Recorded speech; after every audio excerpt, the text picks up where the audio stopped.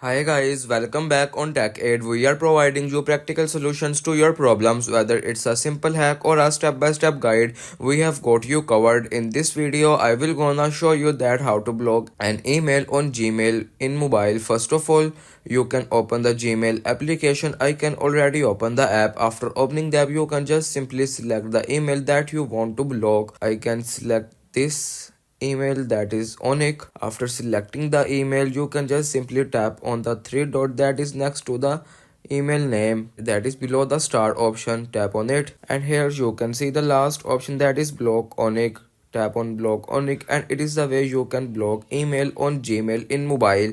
If you want to keep your online activity private and access to restricted contents like I do, trying using a VPN. It's secure, easy to use, and makes a browsing safer. The link to buy is in the description below. If this tutorial helped, don't forget to like the video and subscribe for more practical solutions. Got questions or need extra help, drop a comment below and we will be happy to assist. See you in the next one. Thanks for watching.